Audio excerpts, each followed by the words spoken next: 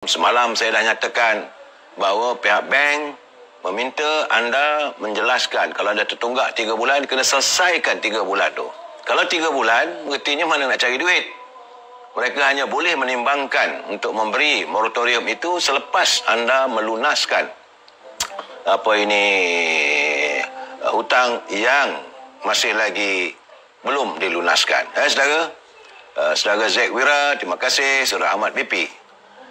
Cuma hari ini, saudara, saya kecewa lah sebenarnya. Saya ingin menzahirkan rasa kekecewaan saya apabila saya melihat dalam berita dalam wall saya, akhirnya saya merasakan bahawa negara kita ini sudah menjadi tempat longgokan sampah lah.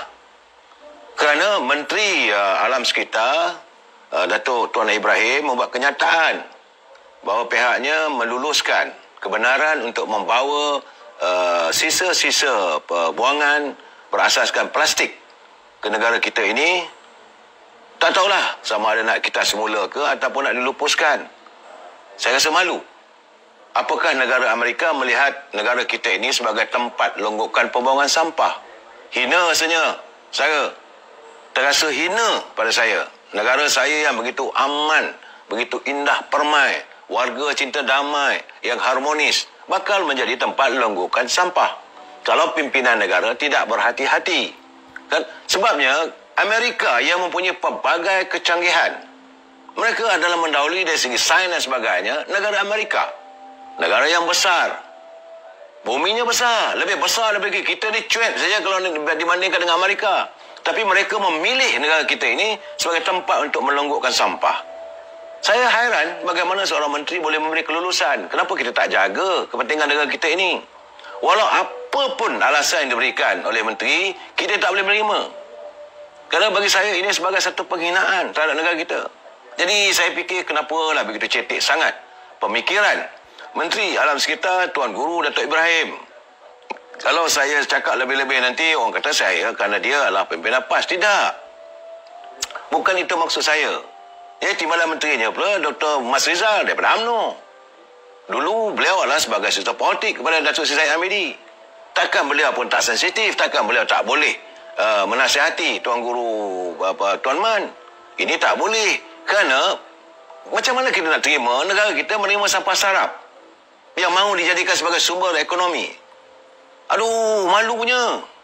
Banyak lagi negara di seluruh dunia ni. Kenapa mereka memilih Malaysia? Bumi jantung pisang ini yang begitu cantik, yang indah.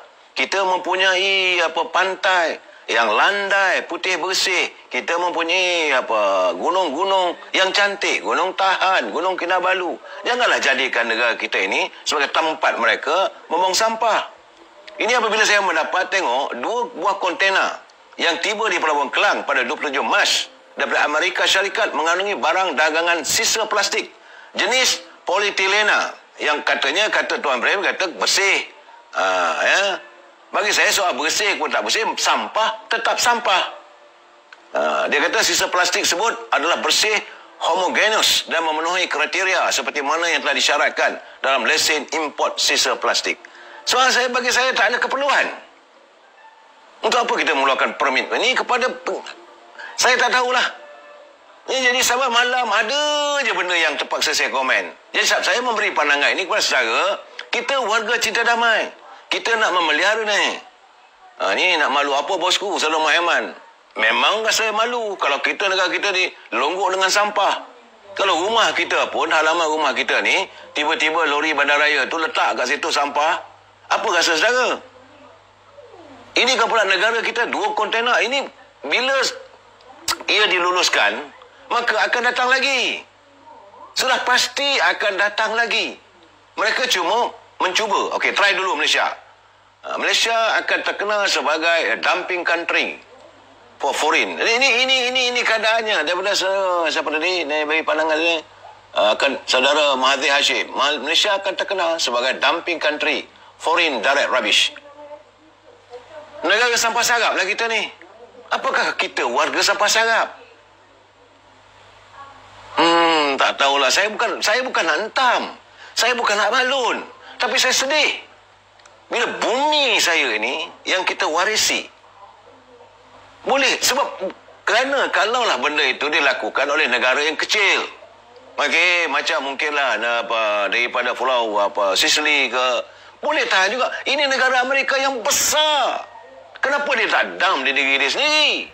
Kenapa dia tak korek dia punya bumi dia tu? Simpanlah segala sampah sarap. Kerana ini bahaya. Apabila sisa-sisa plastik ni sains mengatakan tidak dapat dilupuskan. Dan ia boleh mengakibatkan punca kanser.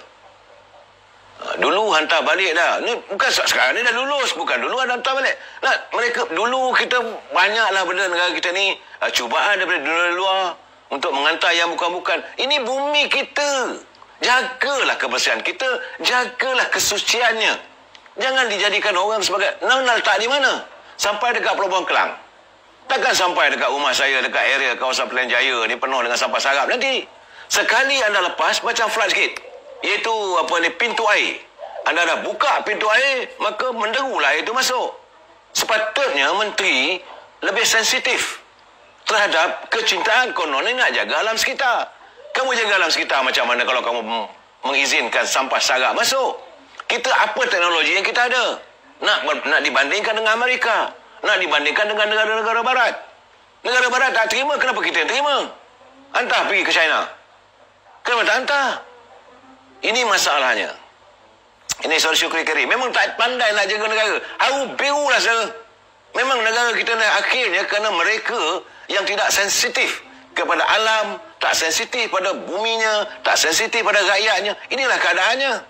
Menteri duk fikir syok sendiri saja. Yang lain-lain tak ada adalah untuk memikirkan soal politik untuk jawatan. Politik, jawatan, politik, jawatan. Negara, ekonomi tidak dipikirkan. Malu kita. Jadi bagaimanapun kita berdoa agar terbukalah pintu hati Tuan Ibrahim, Tuan Man. Warga PAS mintalah saudara hantar memorandum kepada pimpinan saudara. Saya nak kata lebih-lebih nanti beliau adalah menteri yang datang daripada PAS. Nanti saudara marah kat saya. Nanti kata ini ada agenda politik lah. Tidak. Tetapi bagi saya sensitif. Kalau bumi saya ini cuba nak dijadikan sebagai tempat untuk mereka melonggokkan segala sampah sarap. Sudahlah. Berusahalah kita.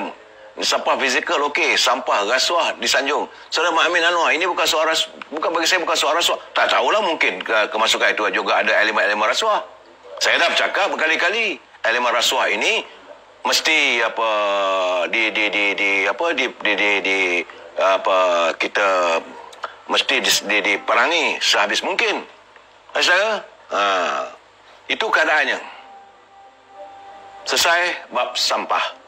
So biarlah Menteri Sampah menyelesaikan masalah sampah agar negara kita ini tidak terus menjadi negara sampah.